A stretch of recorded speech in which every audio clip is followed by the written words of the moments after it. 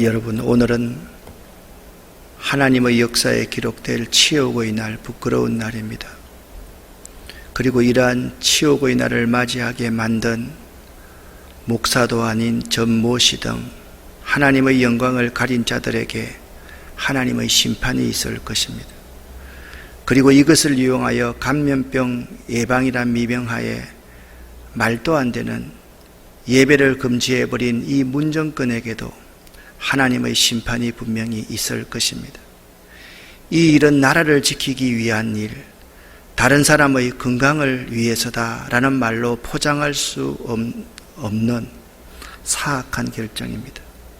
왜냐하면 우리 국민들과 대부분의 교회들은 철저하게 참으면서 국가의 지침을 지금까지 잘 지켜왔기 때문입니다.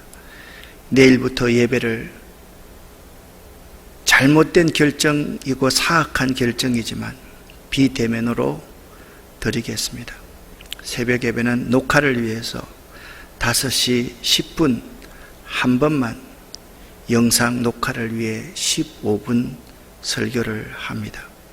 개인 새벽 기도를 하실 분은 5시에 나와서 기도하고 계시다가 녹화 시간에 15분 설교를 들으시고 기도하고 돌아가시기를 바라고, 6시에 새벽 예배를 나오시는 분들은 녹화한 영상을 틀어드리겠습니다.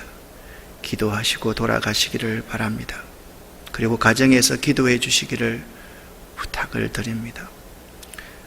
우리 역사에, 세계 역사에 한 번도 기록하지 않았던 예배를 금지시켜 버리는 이러한 결정을 따를 수가 없습니다. 그렇지만 덕을 위해서 일단 내려놓습니다. 모든 예배를 비대면으로 드리겠습니다. 그러나 이 결정은 잘못된 결정이라는 것을 제가 여러분 앞에 분명히 밝혀둡니다. 여러분 한 분 한 분들이 기도해 주시기를 부탁을 드립니다.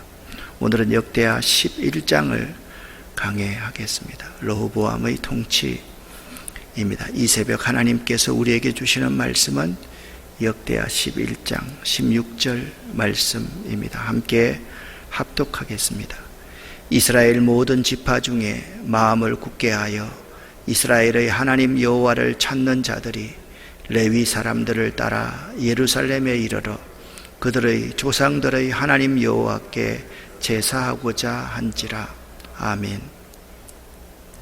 르호보암이 왕이 되었을 때의 상황에 대해서 알아야만 합니다.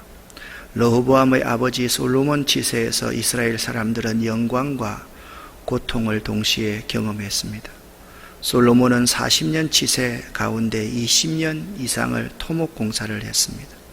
성전 7년, 왕궁 13년의 토목공사를 통해서 백성들의 인생은 피곤해졌습니다. 솔로몬은 매년 벌어들이는 엄청난 수입을 백성들을 위하여 사용하지 않고 자신의 왕궁과 부인들 그리고 자기 자신을 위하여 사용하는데 여념이 없었으므로 백성들의 삶은 나아지지 않았습니다. 솔로몬이 죽고 나서 백성들의 지도자들이 르호보암을 찾아왔습니다.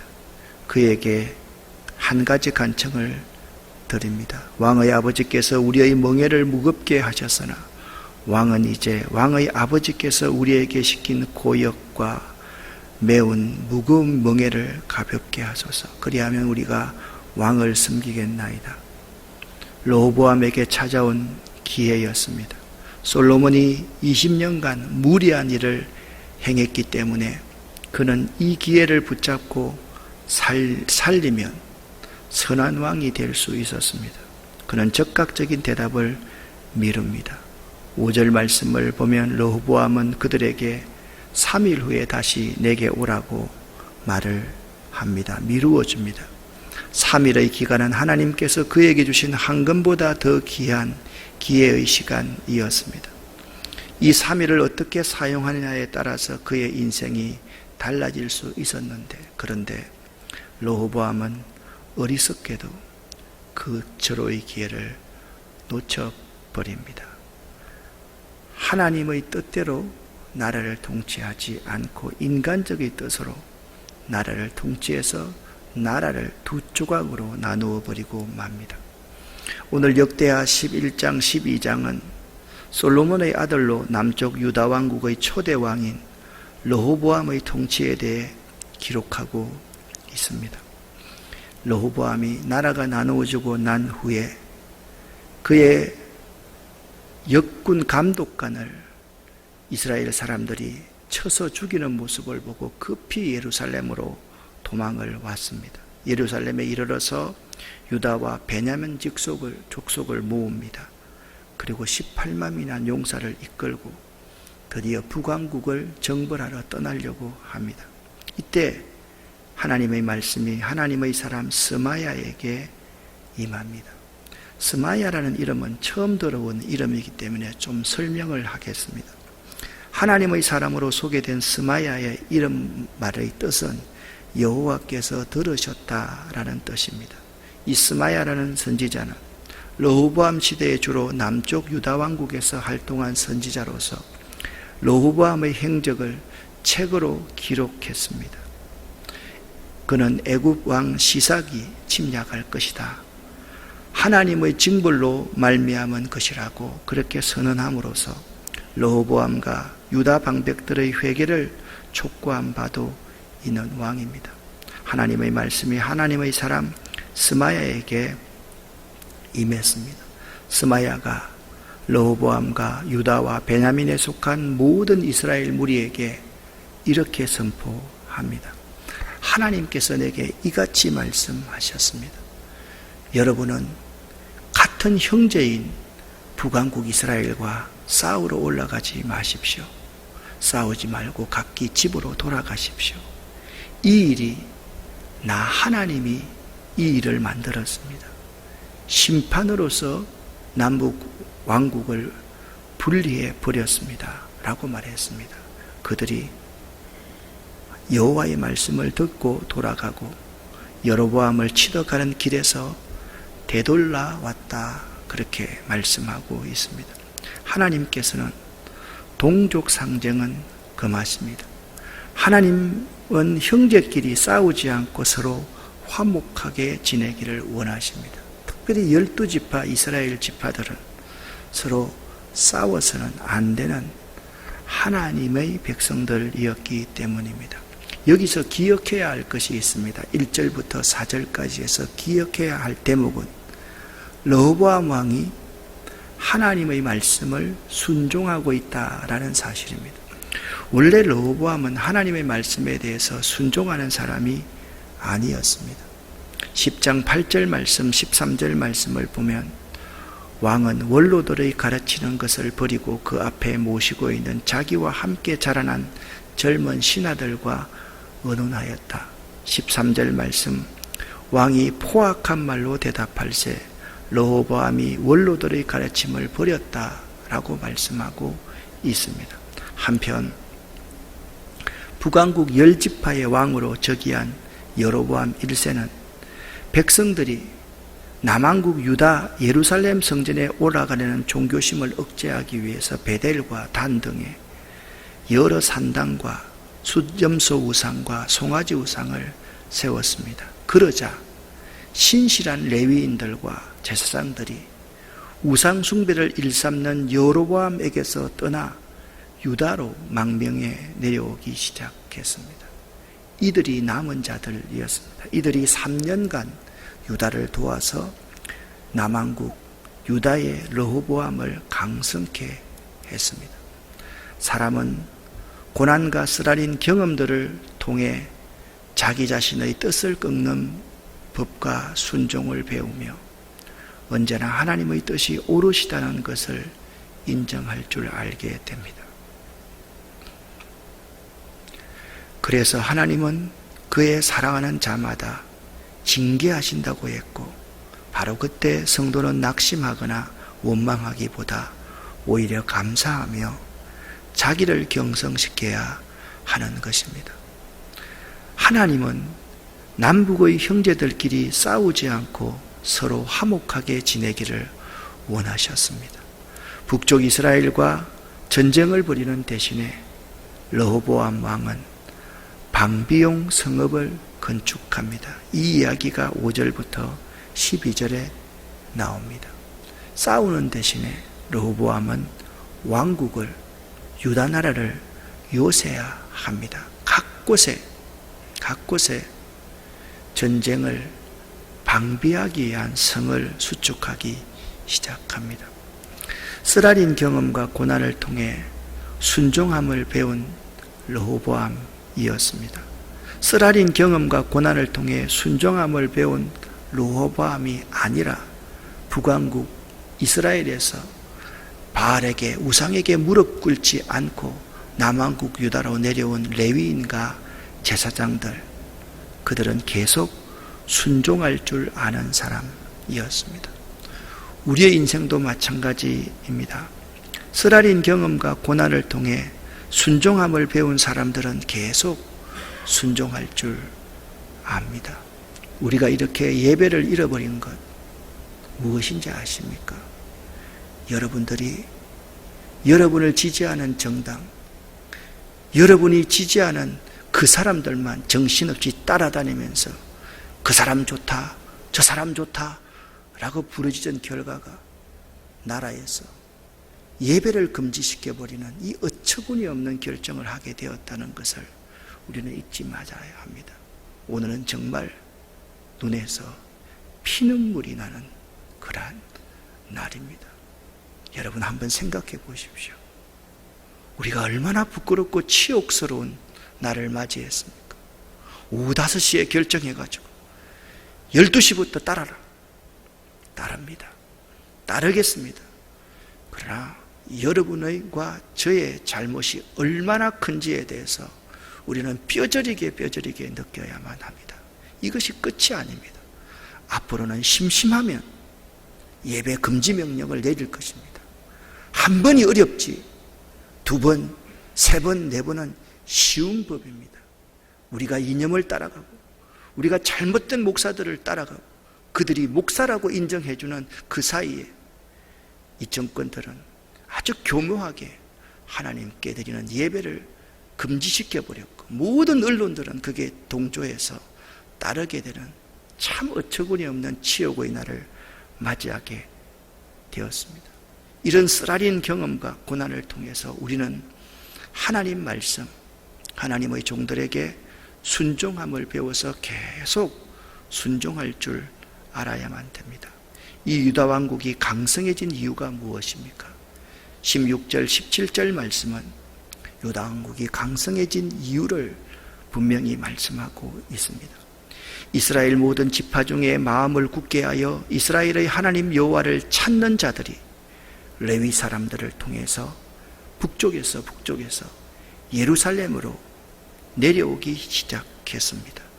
그들의 조상들의 하나님 여호와께 제사하고자 했습니다. 그러므로 3년 동안 유다 나라를 도와서 솔로몬의 아들 르호보암을 강성하게 하였습니다. 여러분, 바알에게 무릎 꿇지 않고 모든 우상에게 무릎 꿇지 않고 하나님께 예배를 위해서 그 북쪽의 모든 처전을 버리고 왔던 그들을 통해서 남왕국 유다가 강성하게 되었다라고 말씀하고 있습니다. 이는 무리가 3년 동안 다윗과 솔로몬의 길로 행하였습니다라 말씀하고 있는 것입니다. 남왕국 유다 왕국이 강성해진 이유가 무엇이라고 했습니까?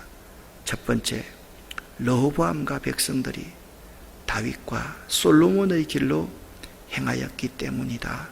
그렇게 말씀하고 있습니다. 이것은 하나님이 원하시는 생활을 영위했다라는 것입니다. 몇 년 동안? 3년 동안 말입니다. 그리하여 하나님께서 유다를 축복하신 것입니다. 두 번째는 북왕국 이스라엘에서 예배를 지키기 위해서 남왕국 유다로 망명해온 제사장, 레위인들, 마음을 오직 하나님 여호와로 구하는 자들의 도움 때문이었습니다. 어떻게 하면 오늘 이 설교가 참 의미 있는 설교가 될 수 있을 거라고 생각을 합니다. 우리는 예배를 포기할 수가 없습니다. 예배는 우리의 생명과도 같은 것이기 때문입니다. 우리가 따르는 이념과 우리가 따르는 정파들과 우리가 따르는 목사 아닌 그러한 사람들 때문에 예배를 잃어버리는 이 안타까운 현실 가운데 우리들이 마음을 오직 하나님 여호와를 구하는 신앙의 자유를 위해서 그곳을 떠날 수 있는 사람들이 되어야 하기 때문입니다. 북쪽 이스라엘에서 이주해온 제사장들과 레위인들은 북쪽 이스라엘의 왕 여로보암의 우상 숭배 정책으로 인해서 그들은 그곳을 떠났습니다. 모든 기득권을 버리고 그 신앙의 자유를 찾아 그 향리와 산업을 떠나 예루살렘으로 옮겨와서 하나님께 예배드리기 시작했다라는 것입니다. 이 남조 유다의 번영은 보이지 않는 하나님의 도우심과 진실된 신앙인들의 도움 때문이었습니다. 성도의 삶은 떠나는 일로부터 시작합니다. 죄악과 욕심과 세상을 떠날 때 비로소 은혜와 하나님의 뜻과 천국을 바라볼 수 있게 됩니다. 한편 우리는 르호보암과 유다 백성들의 하나님께 대한 순종이 3년간밖에 지속되지 못했음을 알 수 있는데 이것은 참으로 애석한 일이었습니다. 그리하여 결국 그들은 애굽 왕 시삭의 침략을 받을 수밖에 없었던 것입니다. 사랑하는 여러분, 참된 신앙이란 하나님께 대한 계속적인 순종임을 결코 잊어서는 안 됩니다. 한 번 순종하고 다음에 불순종하는 것이 아닙니다. 하나님께 대한 계속적인 순종입니다. 우리는 그냥 예배를 금지당한 것이 아니라 앞으로 우리의 후손들이 예배 금지에 대해서 억울함이나 원통함을 모욕의 날로 여기지 않고 민의를 위해서, 국익을 위해서 당연하다라고 생각하는 이 엄청난 논리의 모순의 직면에 있음을 알아야만 합니다. 우리는 하나님께 대해서 계속적으로 순종할 수 있어야만 됩니다. 18절부터 23절까지의 말씀은 르호보암의 아내들과 자녀들에 대해서 언급하고 있습니다. 여기서 르호보암의 아내들과 자녀들을 언급하는 것은 그 유다 왕조가 강성했음을 보여줍니다. 특별히 20절 말씀을 보면 하나의 이상한 부분이 있습니다. 르호보암의 아내가 마아가였다라고 말하고 있는데 이 마아가가 압살롬의 딸로 소개되고 있습니다. 압살롬은 누구입니까? 사울의 아들입니다. 다윗보다 나이가 많은 사람입니다. 그가 르호보암의 아내였다라고 말하고 있는데 이것은 히브리인의 어법으로 볼 때 딸이란 말은 매우 폭넓은 그 가문의 손녀들까지 다 포괄한다라고 볼 때 마아가는 분명히 압살롬의 손녀 가운데 한 사람이었을 것이다 라고 생각하는 것이 옳을 것입니다. 이제 르호보암 왕에 대해서 정리를 해보겠습니다. 르호보암 왕은 반짝하다 끝난 왕이다 라고 정의해 볼 수가 있을 것입니다. 잠시 반짝하다 끝난 왕이 르호보암 왕이었습니다. 지금 초기 3년 탁월한 리더십을 보인 르호보암이었습니다. 그것도 남북이 나누어지고 난 이후에 탁월한 리더십을 3년 동안 보입니다. 국방력을 강화합니다. 나라를 요새화합니다. 전쟁을 선택하기보다는 나라 방비에 철저하게 합니다. 그리고 신앙의 자유를 찾아서 북왕국에서 귀환한 자들을 포용하는 포용 정책을 씁니다.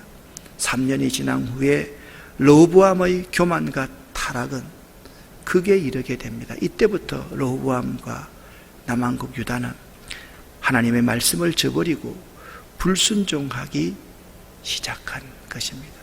이 민족도 하나님의 말씀을 저버렸습니다. 이 민족의 모든 사람들이, 많은 사람들이 이런 어리석은 결정을 하는 사람들을 봅니다. 동성애를 지지하는 정시 없는 사람들이 있습니다. 우리는 동성애를 지지할 수가 없습니다. 그것은 죄악입니다. 그것을 따라서는 결코 안 된다는 것을 알아야만 됩니다. 남녀차별법이라는 미명하에 사실 이러한 것들을 합법화시키려는 어리석은 정치인들을 우리는 좋다, 그들을 지지하고 그들을 찍어줍니다. 나중에 어떻게 되겠습니까? 하나님이 가장 싫어하는 것 4가지가 무엇이라 그랬습니까?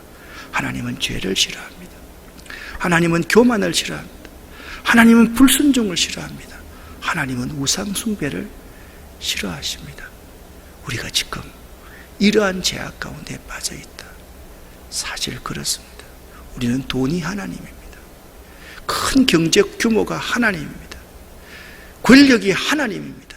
그것을 쫓아서 교회가 지금까지, 교인들이 지금까지 자기 자녀밖에 모르고 살아왔던 결과가 오늘 르호보암에 대한 하나님의 심판이 임하듯이 우리에게도 임할 것입니다.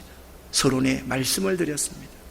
이 같은 자들, 예배를 없애버리려고 하는 이와 같은 자들의 행위에 대해서 하나님께서 누구를 만나든 우측이든 좌측이든 이런 자들을 반드시 심판하는 모습을 여러분 눈으로 보게 될 것입니다. 르호보암은 한 가지 약점이 있습니다.